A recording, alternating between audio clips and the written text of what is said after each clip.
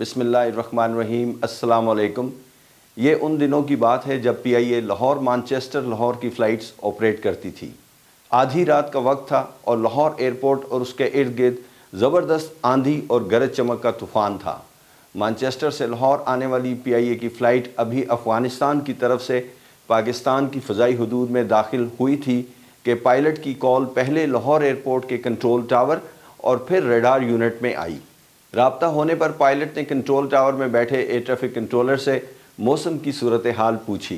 इसे हम air traffic control की ज़ुबान में टावर ऑब्जर्वेशन कहते हैं। टावर कंट्रोलर ने उसे बताया कि लाहौर एयरपोर्ट के बिल्कुल ऊपर ज़बरदस्त बिजली चमक रही है, तेज़ हवा भी है और साथ ही कंट्रोलर ने पायलट को महकमा मौसमियात मेट ऑफिस की रिपोर्ट भी पढ़कर सुना दी कि अगले 2 घंटे के लिए मौसम ख़राब हो सकता है। गरज चमक के साथ तेज़ आंधी और बारिश का तूफ़ान लाहौर एयरपोर्ट को हिट कर सकता है। पायलट ने मौसम की सूरत हाल शुक्रिया के साथ कॉपी की और कहा कि इंशाअल्लाह अराइवल पर बात होती है। मैं ये सब रडार ऑपरेशन रूम में टीम लीडर की सीट पर बैठा अपने सामने रखे हुए वायरलेस सेट पर बहुत दिलचस्पी से सुन रहा था और रडार स्कोप पर देख भी रहा था। मैं यहाँ आपको टीम लीडर पोजीशन के बारे में थोड़ा सा ब्रीफ करना चाहता हूँ कि ये एक ऐसी पोजीशन है जहाँ पर बैठकर Lahore control tower, area control centre और अप्रोच कंट्रोल सेंटर को टीम लीडर मॉनिटर करता है और कंट्रोल करता है। इस काम के लिए उसके पास मुकम्मल इक्विपमेंट लगा हुआ होता है। अगर वो किसी भी फ्रीक्वेंसी पर कोई भी कॉल देना चाहे तो वो डायरेक्टली यहाँ से सेलेक्ट करके ओवरराइड कर सकता है और कॉल दे सकता है। और इसी टीम लीडर की ओवरऑल जिम्मेदारी होती है कि उसकी ड्यूटी के दौरान तमाम एयर ट्रैफिक कंट्रोल यूनिट्स में सब काम ठीक तरीके से हों और तमाम कोऑर्डिनेशंस और इमरजेंसी की हैंडलिंग भी इसी टीम लीडर की जिम्मेदारी होती है और अगर कोई गड़बड़ हो तो इसी को पूछा जाता है। मुझे इस्लामाबाद एयरपोर्ट पर 15 साल का ख़राब मौसम में हवाई जहाज़ों को हैंडल करने का वसी तजर्बा था। अल्हम्दुलिल्लाह, ये मेरा पैशन था कि इस तरह के ख़राब मौसम में हवाई जहाज़ों की इस तरह हेल्प करूं कि वो हिफाजत के साथ ख़राब मौसम में क्लियर रहते हुए लैंड कर जाएं। मैं हमेशा रडार स्क्रीन पर दिखाई देने वाले मौसम को बगौर स्टडी करता और ये नोट करता कि पायलट इस ख़राब मौसम में लैंडिंग पोजीशन तक आने के लिए कौन सा रास्ता लेगा। मैंने इन 15 सालों में बहुत गहरी ऑब्जर्वेशन डेवलप की थी। अल्हम्दुलिल्लाह आज भी मैनचेस्टर की फ़्लाइट ने जब लाहौर अप्रोच कंट्रोलर को कॉल की तो मैं ना रह सका और अपनी सुपरवाइज़र पोजीशन से उठकर अप्रोच कंट्रोलर पोजीशन पर कंट्रोलर के पीछे आकर खड़ा हो गया। वो मेरी टीम का एक होनहार कंट्रोलर था और मेरा स्टूडेंट भी था। वो मेरे पैशन से बखूबी आगाह था। मैंने उन्हें रिक्वेस्ट की कि वो अपनी ड्यूटी मुझे हैंड ओवर कर दें क्योंकि मैं इस मैनचेस्टर वाली फ़्लाइट को इस ख़राब मौसम में हैंडल करना चाहता हूँ। मैंने पायलट को लाहौर और इसके इर्द गिर्द 90 मील तक का मौसम का हाल बताया जो मैं खुद अपने रडार पर देख रहा था। अपने रडार स्क्रीन पर ख़राब मौसम को देखकर जज करना ये भी एक फ़न था जो मैंने बहुत सालों में बड़ी मेहनत से सीखा था। मेरी ऑब्जर्वेशन के मुताबिक अगले 10 मिनट तक पहले आंधी और फिर गरज चमक और बारिश का तूफ़ान लाहौर पहुंचने वाला था। मेरी नज़र में अभी चूँकि फ़्लाइट को लाहौर पहुंचने में तकरीबन 30 मिनट लगने थे, इसलिए मुझे कोई ऐसी ख़तरे वाली बात नज़र नहीं आती थी कि ये फ़्लाइट कहीं डाइवर्ट ना कर जाए, अपने मुतबादल एयरपोर्ट पर ना चली जाए। नॉर्मली तेज़ आंधी तकरीबन 10 मिनट तक के लिए चलती है और इसमें गर्द व गुबार के बायस विजिबिलिटी बहुत कम हो जाती है, इसलिए इस दौरान लैंडिंग की कोशिश नहीं की जाती। इसके बाद अगर चमकती हुई बिजली वाले बादल अगर एयरपोर्ट के ऊपर से गुजर जाएं तो बारिश में लैंडिंग की कोशिश हो सकती है। मैंने हमेशा ये कोशिश की कि मैं बहुत ज़्यादा ड्रामेटिक अंदाज में ख़राब मौसम का हाल ना सुनाऊं कि कहीं पायलट पहले ही डाइवर्ट करने का फ़ैसला ना कर लें, लेकिन मैं ठीक हर वो चीज़ बताऊंगा जो मुझे नज़र आ रही है। मैंने कभी पायलट को ख़राब मौसम में एयरपोर्ट पर लैंडिंग की कोशिश करने की तरगीब नहीं दी। मेरा काम मौसम की ब्रीफिंग देना होता है, फ़ैसला पायलट ने करना है। मैं पायलट्स को अपनी पूरी एक्सपर्ट और ऑनेस्ट मदद का अपने लबो लहजे से यकीन दिलाता था और उन्हें कॉन्फिडेंस देता था। ये मेरी अपनी डेवलप की हुई टेक्निक थी जो मैं ह्यूमन साइकी को मद्देनज़र रखते हुए इस्तेमाल करता था। मेरी नज़र में अगर फालतू काम भी करना पड़ जाए तो कोई बात नहीं, ताकि मैं इस फ़्लाइट को बाहिफाजत लैंड करवा दूं और फ़्लाइट किसी दूसरे एयरपोर्ट पर ख़राब मौसम की वजह से डाइवर्ट ना कर जाए। لیکن ایسا کرتے وقت میں ہمیشہ سیفٹی کو سب سے پہلے ایڈریس کرتا تھا۔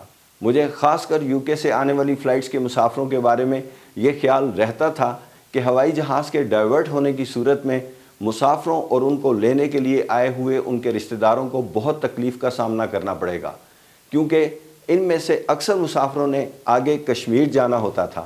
بہرحال مانچسٹر سے آنے والی یہ فلائٹ ابھی 120 میل دور تھی کہ زبردست آندھی آ گئی، جس کی اطلاع میں نے فوراً پائلٹ کو دے دی۔ اس کے تقریباً تھوڑی دیر بعد ہی میں نے اپنی ریڈار سکرین پر گہرے گرج چمک والے بادلوں کو آبزرو کیا، جسے ہم CB کلاؤڈز کہتے ہیں، چارلی بریوو کلاؤڈز، جس میں بجلی چمک رہی ہوتی ہے۔ میٹ کی زبان میں اسے کیومولونمبس کہتے ہیں۔ میں نے پائلٹ کو بتایا کہ CB کلاؤڈز کا ایک اچھا خاصا بڑا پیچ جو تقریباً 15 سے 20 میل کے علاقے میں پھیلا ہوا ہے، وہ اس وقت لاہور ایئرپورٹ کے اوپر سے گزر رہا ہے اور وہ مشرق کی طرف موو کر رہا ہے، اور امید ہے کہ تھوڑی دیر میں یہ موسم یہاں گرج برس کر مشرق کی طرف نکل جائے گا۔ میں نے پائلٹ کو پوچھا کہ آپ کو لاہور کی طرف کیا نظر آ رہا ہے، تو انہوں نے مجھے بتایا کہ بجلی چمکتی نظر آ رہی ہے۔ تھوڑی دیر میں تیز بارش شروع ہو گئی، ہوا بھی بہت تیز تھی۔ اس وقت لاہور ایئرپورٹ پر ویزیبلٹی بہت کم تھی اور رن وے 36 استعمال ہو رہا تھا۔ میں نے پائلٹ کو اپنی آبزرویشن دی کہ وہ کس راستے سے Lahore airport ILS instrument landing system تک پہنچ سکتا ہے۔ پائلٹ نے ایک بڑا وائز ڈیسیژن کیا کہ وہ 10 منٹ کے لیے اس خراب موسم والی جگہ سے دور ہولڈ کرے گا، چکر کاٹے گا تاکہ موسم کچھ مزید ٹھیک ہو جائے۔ تھوڑی دیر انتظار کے بعد جب بجلی چمکنے والے بادل ایئرپورٹ سے دور ہو گئے تو پائلٹ نے لینڈنگ کے لیے ILS ریکویسٹ کی۔ ہم دونوں نے مل کر ہوائی جہاز کے لیے ایک محفوظ راستہ ڈھونڈا اور یہ فلائٹ ILS رن وے 36 تک لینڈنگ کی پوزیشن میں پہنچ گئی۔ اس وقت سب سے اہم بات تیز بارش کے باعث کم ویزیبلٹی تھی، لیکن یہ قانون کے مطابق لینڈنگ کے لیے کافی تھی۔ چنانچہ جب جہاز 4 میل پر پہنچا تو پائلٹ نے کال دی کہ یہاں پر اسے ونڈ شیئر ملی ہے، بہت تیز چلنے والی ہوا جو اپنا رخ بڑی تیزی سے بدل رہی ہوتی ہے، لینڈ کرنے والے ہوائی جہاز کے لیے بہت مشکل پیدا کر دیتی ہے۔ میں نے کنٹرول ٹاور سے اس فلائٹ کی لینڈنگ کلیئرنس لے لی اور ہوائی جہاز کو اپنی اپروچ جاری رکھنے کا کہا اگر وہ مناسب سمجھے تو۔ جب ہوائی جہاز 3 میل پر پہنچا تو پائلٹ نے گو راؤنڈ کا فیصلہ کر لیا، یعنی اپنی لینڈنگ کی کوشش کینسل کر کے بلندی کی طرف جانے کی ریکویسٹ کی، اور ساتھ ہی مجھے بتا دیا کہ تیز بارش اور ونڈ شیئر کی وجہ سے لینڈنگ کینسل کرنی پڑی ہے۔ اس نے مجھے ریکویسٹ کی کہ میں اسے 3000 فٹ کی بلندی تک اوپر جانے کی اجازت دوں اور اسے ریڈار کی مدد سے رن وے کی دوسری طرف سے یعنی رن وے 18 کی طرف سے لینڈنگ کے لیے لے آؤں۔ الحمدللہ یہ میرے لیے ایک نارمل کام تھا۔ میں نے اس طرح کی بہت سی اپروچز اسلام آباد ایئرپورٹ پر کروائی تھیں۔ میں نے فلائٹ کو ویکٹرنگ کروا کر یعنی ریڈار کی مدد سے ڈائریکشنل گائیڈنس دیتے ہوئے رن وے 18 کی طرف سے لینڈنگ کے لیے پلیس کر دیا۔ اس طرف سے موسم اس وقت قدرے بہتر ہو چکا تھا، بارش کم ہونے کی وجہ سے ویزیبلٹی بہت تیزی سے امپروو کر چکی تھی۔ اصول کے مطابق اگر ہوائی جہاز اس طرف سے بھی لینڈ نہ کر سکتا تو اس کی 2 کوششیں پوری ہو جاتی، 2 اٹیمپٹس پوری ہو جاتی، جس کا اس نے ایندھن لے رکھا تھا۔